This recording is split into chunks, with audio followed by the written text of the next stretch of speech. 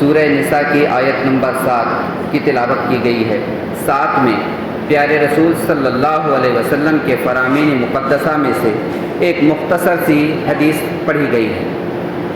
انہی آیت اور حدیث کے روشنی میں ہم زندگی کے انتہائی اہم موضوع کے تعلق سے گفتگو کرنے جا رہے ہیں۔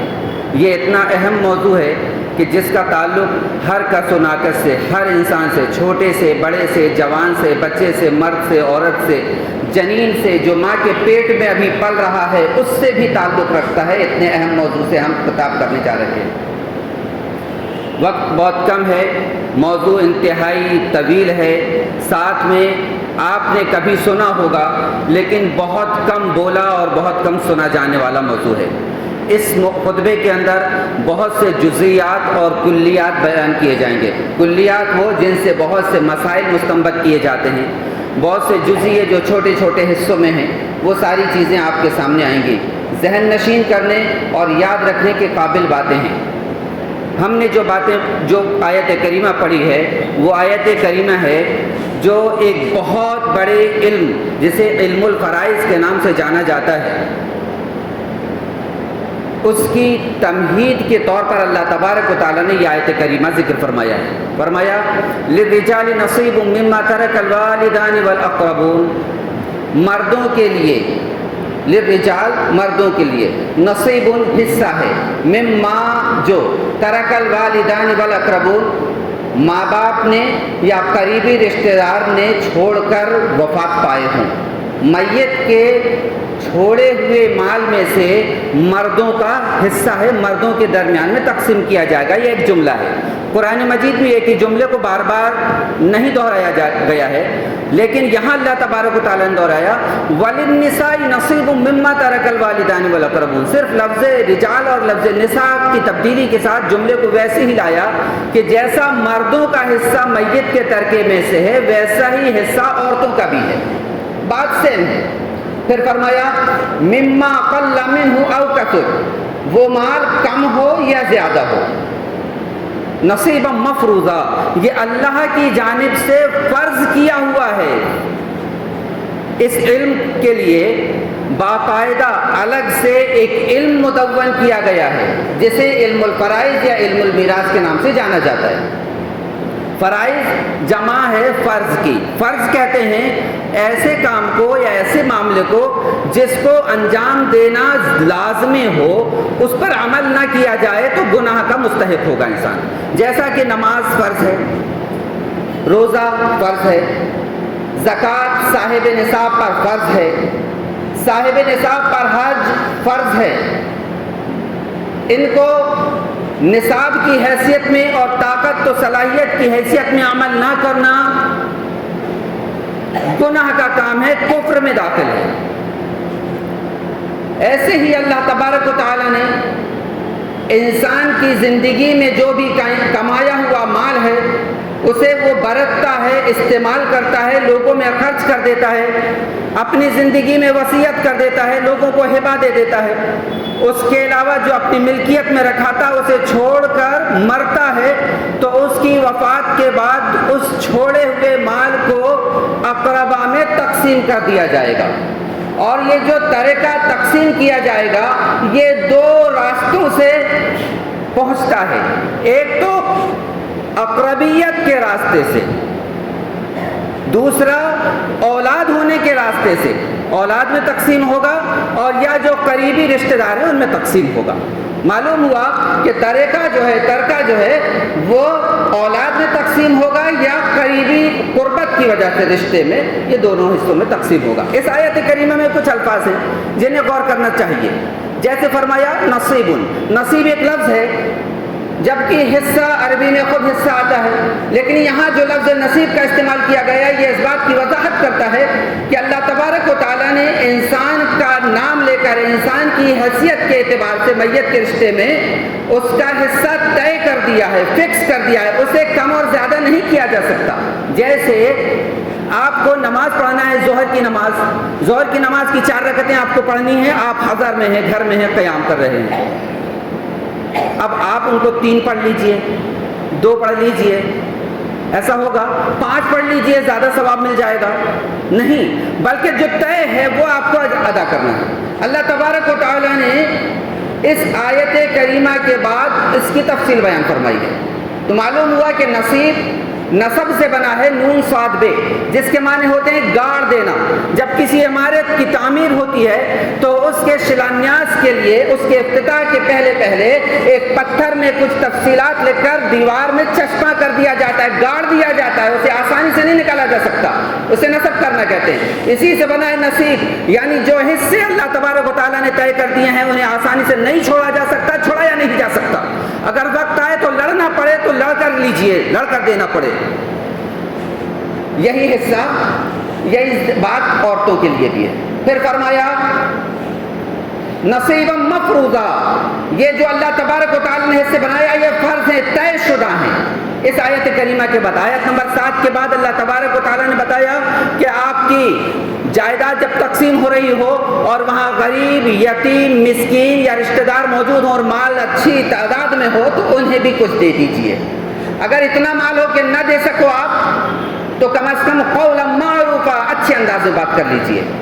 پھر اس کے بعد اگلی آیت میں اللہ تبارک و تعالیٰ نے اس بات کا ذکر فرمایا ہے کہ جب ایک انسان مر رہا ہوتا ہے تو اس وقت اسے اپنی اولاد نظر آتی ہے، اپنے اعزا و اقارب کو جو ہوش حواس میں وہاں موجود ہیں ان سے کہتا ہوا جاتا ہے کہ میرے بعد میں مر جاؤں تو میرے یہ چھوٹے چھوٹے بچوں پر ذرا رحم اور شفقت کا ہاتھ پھیرنا، دیکھنا کہ کہیں یہ در بدر کے نہ ہو جائے۔ اسے ڈر ہوتا ہے کہ میرے بعد میری اولاد در بدر نہ ہو جائے۔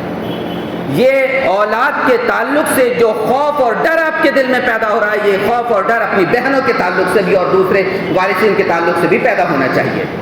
پھر اللہ فرماتا ہے ان الذین یاکلون اموال الیتامی ظلما انما یاکلون فی بطونہم نارا وسیصلون سعیرا، جو لوگ یتیموں کا مال ظلماً کھا رہے ہیں، کھا لیتے ہیں، کھاتے ہیں، وہ اپنے پیٹ میں غذا مال نہیں کھا رہے ہیں، یاکلون فی بطونہم نارا، وہ اپنے پیٹ میں آگ بھر رہے ہیں، آگ، وسیصلون سعیرا، اور بہت جلد ان قریب وہ دہکتی ہوئی آگ میں ڈالے جانے والے ہیں۔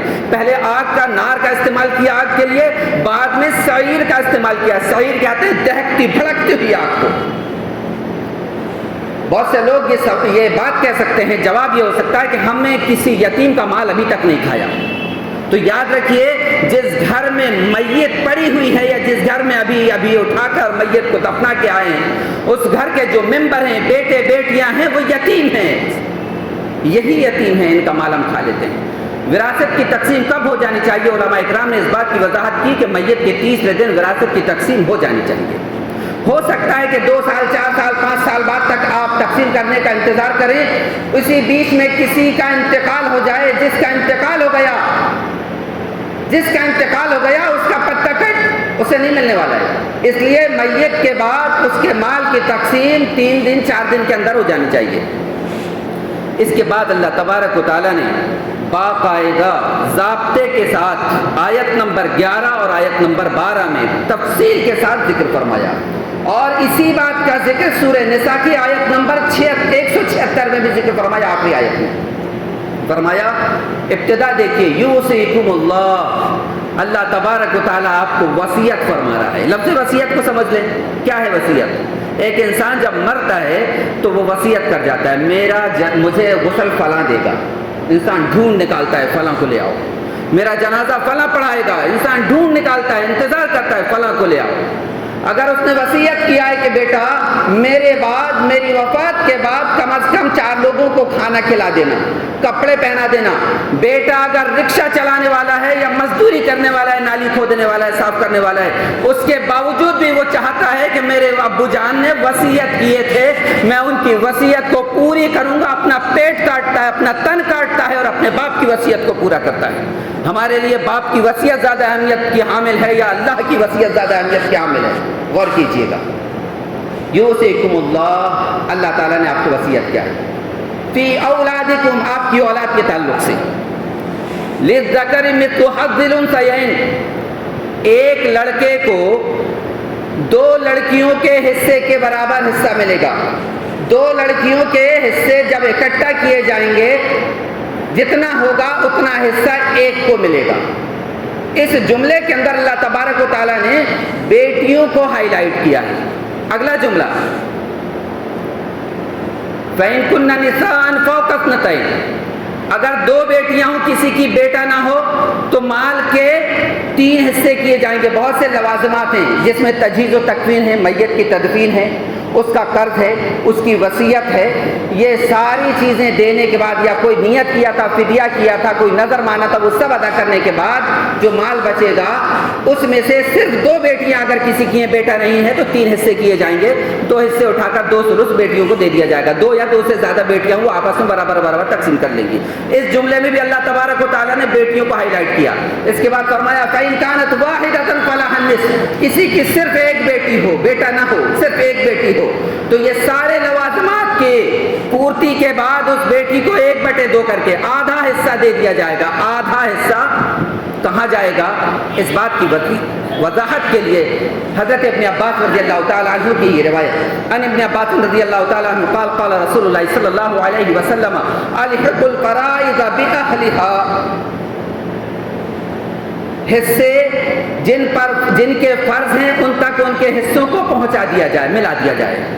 فما بقیا، جو بچ جائے، فہوا لأولی رجل ذکر، جو میت کا سب سے قریبی رشتہ دار مرد ہوگا اس کو دے دیا جائے۔ یہ فرائض کیا ہے؟ کیوں کہا گیا ہے؟ میت کا جو ترکہ ہے اس میں سے 12 لوگوں پر کے حصے فکس کر دیے گئے ہیں، فکس ہے۔ کون کون ہیں؟ اس میں 4 مرد ہیں، باپ، شوہر، ماں، شریک بھائی، دادا۔ بیٹیوں میں، عورتوں میں 8 عورتیں ہیں جن کے حصے فکس ہیں۔ کون کون ہیں؟ بیوی، بیٹی، پوتی، حقیقی بہن، ماں شریک بہن، باپ شریک بہن، ماں، دادی۔ یہ 8 عورتیں، 4 مرد، 12 لوگ حصے دار ہیں، ان کو حصہ دینا ہے۔ اس ضمن میں آپ کو کہیں آپ کے سامنے بیٹے کا نام نہیں آیا ہوگا۔ فرائض جو ہیں ان میں بیٹے کا نام نہیں، بیٹے کا حصہ قرآن مجید میں فرض نہیں ہے۔ جو فرض کیے گئے لوگوں پر ہیں ان کے حصے دینے کے بعد جو بچے گا وہ اسبا کو، وہ بچا ہوا بیٹے کو ملے گا۔ لیکن معاشرے کا یہ عالم ہے، یہ المیہ ہے کہ باپ کے مرنے کے بعد بہت سے لوگوں نے تو بیٹیوں کا نام باپ کے شجرے سے کاٹ دیا ہے۔ مجھے افسوس کے ساتھ یہ بات کہنی پڑ رہی ہے، میں ان بھائیوں سے یہ بات کہہ رہا ہوں، سوال کر رہا ہوں، جن لوگوں نے اپنے باپ کی جائیداد میں نام چڑھنے کے موقع پر اپنی بہنوں کا نام کٹا دیا ہے، وہ کیا ثابت کرنا چاہتے ہیں؟ کیا ثابت کرنا چاہتے ہیں کہ ان کی ماں بدچلن تھی، ان کے باپ کی اولاد نہیں ہے بیٹیاں؟ یہ بہت بڑی بات بول رہا ہوں اس مقدس جگہ سے۔ جو لوگ اپنی بہنوں کو حصہ نہیں دینا چاہتے یا نہیں دیتے، وہ ثابت کیا کرنا چاہتے ہیں کہ وہ ہمارے باپ کی اولاد نہیں ہے۔ اس کا مطلب یہ ہوا کہ آپ کا ڈائریکٹ الزام ہے اپنی ماں کے اوپر کہ ہماری ماں بد چلن تھی، یہ اولاد کسی اور کی ہے، ہماری باپ کی جائیداد میں سے ایسا۔ کیا ایسا ہی ہے؟ اگر نہیں تو کوئی اور مسلمانوں آپ بے ہوش میں آ جاؤ، اس سے بننے بگڑنے والا کچھ نہیں۔ دوسری بات آپ یاد رکھیے کہ جب بیٹی کی شادی ہوتی ہے تو لوگوں کا ذہن بنا ہوا ہے کہ بھائی اب یہ پرائے گھر کی بیٹی ہے، اور بیٹیاں جو غیروں کو بھاگ رہی ہیں اس کا ایک بڑا سبب یہ ہے، وہ بچپنے سے سنتے آتی ہیں گھر کے لوگوں سے، پرائے گھر کا دھن ہے، پرائے گھر کا دھن ہے۔ یاد رکھیے شادی کیا ہے؟ شادی ایک کانٹریکٹ ہے، جب تک بن رہی ہے بناؤ، نہیں بن رہی ہے خلا لے لو، طلاق دے دو۔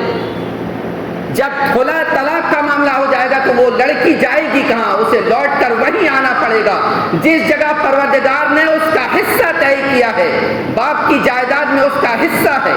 بہت سے لوگ نہیں دیتے۔ میرا ان سے ایک سوال اور ہے، آپ اپنے باپ کی پراپرٹی میں بڑے حصے کے ساتھ ڈکر کے کیوں لیتے ہیں، اکڑ کے کیوں لیتے ہیں؟ ہمارے باپ کی جائیداد ہے تو وہ بھی ان کے باپ کی بھی جائیداد ہے، پروردگار نے ان کے حصے میں رکھا ہے، انہیں کیوں نہیں؟ اس کی تفصیل کے بعد اسی آیت کریمہ میں اللہ تبارک و تعالیٰ فرماتا ہے جہاں جھگڑا ہوتا ہے، آباؤکم و ابناؤکم لا تدرون ایہم اقرب لکم نفعا، فائدہ پہنچانے کے اعتبار سے باپ یا بیٹوں میں قریب کون ہے؟ ایک باپ چاہ رہا ہے کہ میرے 4 بیٹوں میں سب سے زیادہ فائدہ مجھے وہ بیٹا پہنچا رہا ہے جس کے ساتھ میں زندگی گزار رہا ہوں۔ ایسا ضروری نہیں، یہ تو آپ کی سوچ ہے، اللہ تبارک و تعالیٰ جانتا ہے۔ آباؤکم و ابناؤکم لا تدرون ایہم اقرب لکم نفعا، یہاں رک کر ایک بات کہنے جا رہا ہوں میں ہوتا یہ ہے کہ ایک انسان کے اگر 4 بیٹے ہیں، بیٹیوں کو تو بیاہ دیا، یہ تفصیل کا موقع نہیں ہے، بیٹیوں کو بیاہ دیا، بیٹی کو سسرال میں صرف ایک جگہ سے وراثت کا حصہ ملے گا، شوہر کی جائیداد میں سے، ساس کی، سسر کی، دیور کی، نند کی، بھوجائی کی، کسی کی وراثت میں اس کو حصہ نہیں، صرف شوہر کی۔ لیکن یہاں پر اسے بھائی کی جائیداد میں بھی حصہ ملنے والا ہے، اسے باپ کی جائیداد میں بھی حصہ ملنے والا ہے، اور بھی زیادہ رشتہ دار ہیں، پوتی ہے، دادا کی جائیداد میں بھی حصہ ملنے والا ہے۔ زیادہ تعلق کہاں سے ہے؟ باپ کے گھر سے۔ ایک باپ کے اگر 4 بیٹے ہیں، ہوتا یوں ہے کہ ایک کی شادی کی الگ کیا، دوسرے کی شادی کی الگ کیا، تیسرے کی شادی کی الگ کیا، چوتھے کی شادی کیا، ماں باپ بزرگ ہو گئے، وہ چوتھے بچے کے ساتھ یا چھوٹا جو ہوتا ہے اس کے ساتھ محبتیں زیادہ ہوتی ہیں، اس کے ساتھ اپنی زندگی بسر کرنے لگے۔ جو کچھ جائیداد تھی اس میں سے کچھ بیٹوں کو دے دیا، اولاد کو دے دیا، کچھ اپنے خرچے کے لیے رکھا، جب تک ہم ہیں تب تک یہ رہے گا۔ اسی بیچ میں بہت سے ہوشیار قسم کے لوگ ہیں، وہ ابا جان کا انتقال ہونے کا وقت قریب آ رہا ہے، بیمار ہو گئے، کاغذ لے آئے، اسٹامپ لے آئے، ابا سائن کر دو، ابا یہاں سائن دستخط لگا دو، انگوٹھا لگا دو۔ تحریر لکھ گئی کہ میرے مرنے کے بعد میری کل جائیداد جو میرے حصے میں ہے اس کا حقدار میرا یہ فلاں بیٹا ہوگا، یہ وصیت ہو گئی۔ ابا کے انتقال کے بعد اب بیٹھے اولاد بھائی لوگ، بھائی صاحب جو بچی تھی اس کو بانٹ لیتے، تب یہ استین چڑھاتا ہے، اب جھگڑا شروع ہوتا ہے، اور اسی کا حکم اللہ تبارک و تعالیٰ نے آیات میراث یہ اس وقت کہتا ہے، اس کے ڈائلاگ بڑے چنے ہوئے ہوتے ہیں، یہ اس وقت کہتا ہے اچھا جب ابا جان بیمار تھے، ہاسپٹل لے جانا تھا، تب کہاں گئے تھے بھائی لوگ؟ اپنی بیوی بچوں میں مگن تھے، اب وہ چلے گئے تو یہاں آ گئے بانٹنے کے لیے؟ جی نہیں، وہاں آپ کو شیر اور سوا شیر بننے کی ضرورت نہیں، وہاں اللہ کا قانون چلے گا۔ اس کے بعد اللہ فرماتا ہے فریضۃ من اللہ، یہ اللہ کی طرف سے فرض ہے۔ کیا ہے؟ ایک حدیث سن لیجئے، ان امامہ رضی اللہ تعالی عنہ سمعت رسول اللہ صلی اللہ علیہ وسلم یقول ان اللہ قد آتا کل ذی حق حقہ فلا وصیۃ لوارث۔ پیارے رسول نے فرمایا کہ اللہ تبارک و تعالیٰ نے ہر حصے دار کو، ہر شخص کو جس کو حصہ دیا جانا تھا اس کا حصہ طے کر دیا ہے۔ فلا وصیۃ لوارث، وارث کے لیے وصیت نہیں ہے، اور یہاں معاشرے میں وارث کے لیے ہی وصیت کر دی جاتی ہے، یا وصیت کی جاتی ہے تو لا علمی میں ایسی بھی وصیت کر دی جاتی ہے۔ بات آئی ہے تو کہہ دوں کہ جب اولاد اگر نکمی نکل گئی، شرارت کرنے والی نکل گئی، تو انسان جذبات میں کہتا ہے میں نے ساری جائیداد فلاں ٹرسٹ کو دے دیا، فلاں مسجد کو دے دیا، فلاں جگہ دے دیا، اسے بے دخل کرتا ہوں۔ آپ کون ہوتے ہیں بے دخل کرنے والے؟ اللہ تبارک و تعالیٰ نے جب اس کا حکم نافذ کر دیا ہے۔ اس کے بعد اگلی آیت نمبر 12 میں اللہ تبارک و تعالیٰ نے ایک لمبا ذکر فرمایا ہے، شوہر کو کتنا ملے گا، بیوی کو کتنا ملے گا، کلالہ کے جائیداد میں سے کیا ہوگا۔ کلالہ اس شخص کو یا اس عورت کو کہا جاتا ہے جس کا بیٹا نہ ہو، جس کی اولاد نہ ہو، بانجھ ہو، مالدار ہو، تو وہ کہاں جائے گا؟ وہ بھائیوں میں، والدین میں تقسیم ہو جائے گا۔ اس کے بعد پھر اللہ تبارک تعالیٰ فرماتا ہے وصیۃ من اللہ۔ آیات میراث کی ابتدا لفظ وصیت سے اللہ تبارک و تعالیٰ فرما رہا ہے یوصیکم اللہ، اور آیات میراث کی انتہا میں اللہ فرما رہا ہے وصیۃ من اللہ۔ آپ کو اللہ ابتدا میں بھی وصیت فرما رہا ہے، آخر میں بھی وصیت فرما رہا ہے، لیکن بڑے افسوس کے ساتھ یہ بات زبان سے نکالنی پڑتی ہے کہ کتنے لوگ ہیں جو نماز اللہ کے حکم سے پڑھتے ہیں، روزہ اللہ کے حکم سے رکھتے ہیں، حج اللہ کے حکم سے کرتے ہیں، زکوٰۃ اللہ کے حکم سے کرتے ہیں، ادا کرتے ہیں، لیکن جب وصیت میراث کی تقسیم کی باری آتی ہے تو ہمارے یہاں نہیں چلتا۔ اللہ تبارک و تعالیٰ سورہ بقر کے اندر آیت نمبر 85 یا 185 میں ذکر فرماتا ہے اَفَتُؤْمِنُونَ بِبَعْضِ الْكِتَابِ وَتَكْفُرُونَ بِبَعْضٍ۔ کیا ہو گیا ہے تم لوگوں کو؟ کیسے ہو گئے ہو کہ قرآن کے بعض احکامات پر عمل کرتے ہو، ایمان لاتے ہو، بعض پر ایمان نہیں لاتے؟ جو لوگ بعض باتوں پر ایمان لاتے ہیں، بعض پر ایمان لاتے ہیں، دنیا میں ان کی سزا کیا ہے؟ یاد رکھیے، فَمَا جَزَاءُ ذَلِكَ مِنْكُمْ إِلَّا خِزْيٌ فِي الْحَيَاةِ الدُّنْيَا، دنیا میں ان کی زندگی ذلت والی زندگی گزرے گی، رسوائی والی زندگی گزرے گی۔ رسوائی کیسی ہوگی؟ کن حالات میں رسوائی اٹھائیں گے ہم؟ یا تو انفرادی طور سے رسوائی ملے گی یا اجتماعی طور سے رسوائی ملے گی۔ اجتماعی طور سے رسوائی اس وقت ملے گی جب ہمارا پڑوسی بھی اللہ کے احکام پر عمل نہیں کر رہا ہوگا، ہماری آنکھوں کے سامنے عمل نہیں کر رہا ہوگا، اور ہمارا ضمیر اور پتا مر چکا ہوگا کہ ہمارے سامنے اللہ کے احکام کی ناقدری ہو رہی ہو اور ہم خاموش بیٹھے ہوئے ہوں۔ یاد رکھیے کہ اجتماعی رسوائی اللہ تبارک و تعالی ہمارے سر پہ تھوپ دے گا، اور اسے ہم اس رسوائی کے لبادے کو اوڑھ کر ساری دنیا میں لوگوں کے سامنے سر جھکا کر گھوم رہے ہوں گے۔ ہو سکتا ہے کہ ہمیں پتہ بھی نہ ہو کہ اسی کو رسوائی کہتے ہیں جس پریشانی کو ہم اٹھا رہے ہیں۔ یہ تو دنیا کی رسوائی ہے۔ اللہ فرماتا ہے وَيُرَدُّونَ يَوْمَ الْقِيَامَةِ إِلَىٰ أَشَدِّ الْعَذَابِ، ایک تو عذاب ہوگا، سزا ہوگی، لیکن وہ سخت ہوگی، اشد، انتہائی سخت عذاب اللہ تبارک و تعالیٰ قیامت کے دن دے گا۔ ان آیات کے بعد اللہ تبارک و تعالیٰ فرماتا ہے وَمَن يُطِعْ تِلْكَ حُدُودُ اللَّهِ، آیات میراث کے بعد دو بڑی جامع آیتیں، فیصلہ ہے۔ تِلْكَ حُدُودُ اللَّهِ، یہ اللہ کی حدیں ہیں۔ وَمَن يُطِعِ اللَّهَ، جو شخص اللہ تبارک و تعالیٰ کی اطاعت کرے گا، وَرَسُولَهُ، اس کے رسول کی اطاعت کرے گا، يُدْخِلُ جَنَّاتٍ تَجْرِي مِن تَحْتِهَا الْأَنْهَارُ، اللہ تبارک و تعالیٰ انہیں جنت میں، باغات والے میں، نہروں والے باغات میں داخل فرمائے گا، خالدین فیہا، وہ وہاں ہمیشہ ہمیشہ رہیں گے۔ وَذَلِكَ الْفَوْزُ الْعَظِيمُ، یہ بہت بڑی کامیابی ہے، بہت بڑی کامیابی، اس سے بڑی کوئی کامیابی نہیں کہ انسان جنت میں داخل کر دیا جائے، اس سے بڑی کوئی کامیابی نہیں۔ جو اللہ کے احکام کی پاسداری نہیں کرتے، اس کی حدوں کے اندر نہیں رہتے، حدوں سے لانگ جاتے ہیں، اللہ انہیں چیتاونی دے رہا ہے، یاد رکھو دنیا میں تو پریشان رہو گے، دنیا میں رسوا رہو گے، آخرت میں کیا ہونے والا ہے؟ وَمَن يَعْصِ اللَّهَ وَرَسُولَهُ، جو اللہ اس کے رسول کی نافرمانی کرے گا، وَيَتَعَدَّ حُدُودَهُ، جو اللہ کی حدوں کو پار کرے گا، آگے بڑھے گا، لانگ جائے گا، يُدْخِلْهُ نَارًا خَالِدًا فِيهَا، وہ جہنم میں داخل کیے جائیں گے جو ہمیشہ ہمیشہ اسی میں رہیں گے۔ جیسا کہ مشرکین کے لیے، شرک کرنے والوں کے اللہ تبارک و تعالیٰ نے یہ چیتاونی دیا ہے کہ انسان اگر شرک کیا ہے اور شرک کی حالت میں مرتا ہے تو وہ ہمیشہ ہمیشہ جہنم میں رہے گا۔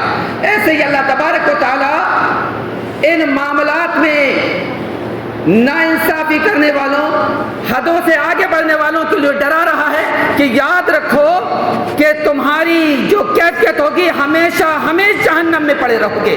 کتنے بڑے نمازی ہو، کتنے بڑے حاجی ہو، کتنے بڑی متقی اور پرہیزگار ہو گے اپنے گھر کے، اللہ تبارک و تعالیٰ کے جب اس کی حدوں کو پار کر کے لانگ کر کے جاؤ گے تو اللہ تعالیٰ فرماتا ہے تمہارا ٹھکانہ ہمیشہ ہمیشہ کی جہنم۔ جبکہ آج اس موضوع پر مجھے بات نہیں کرنی تھی، بات تو کرنی تھی عید الاضحیٰ کے تعلق سے۔ چلتے چلتے کہہ دوں کہ کہیں ایسا تو نہیں بہنوں کے حصے میں کنڈلی مار کر بیٹھے ہوئے لوگ ایک اونٹ کی قربانی کا ثواب لینے کے لیے پہلے مسجد میں آ کر پہلی صف میں بیٹھے ہوئے ہو سکتا ہے کہ یہ وہی لوگ ہوں جنہوں نے اپنی بہنوں کا حصہ مار کر کھایا ہو، نہ دیا ہو، دیا بھی ہو تو اپنی مرضی کے حساب سے دیا ہو، ملنا تھا 1 لاکھ دے دیا 10,000 وہ بہنیں۔ اور ایسا بھی ہوتا ہے معاشرے کے اندر کے حصے کی تقسیم کے موقع پر بہنوں سے پوچھتے ہیں ہم باجی لوگ ہی کہ نہیں، حاجی ہمارا لٹکا ہوا چہرہ دیکھ کر وہ بہنوں کا جگہ دیکھو کہ اپنے بھائیوں کا چہرہ دیکھ کر کہہ دیتی بھائی صاحب آپ رکھ لو ہماری طرف سے، خیرات کھانے والے ہو گئے ہم۔ کہیں ایسا تو نہیں کہ قربانی کے لیے 50,000 کا بکرا لیا ہو، اس پیسے میں وہ پیسہ بھی ملا ہو جو بہنوں کے حصے میں سے لایا گیا ہو، آپ کوئی دلیل بتا دے کہ وہ قربانی آپ کی جائز کیسی ہوگی اور حلال کیسے ہوگی۔ اس سے بچنے کی ضرورت ہے، دنیا بھی برباد، دنیا میں بھی رسوائی اور آخرت میں ہمیشہ ہمیشہ کے لیے رسوائی۔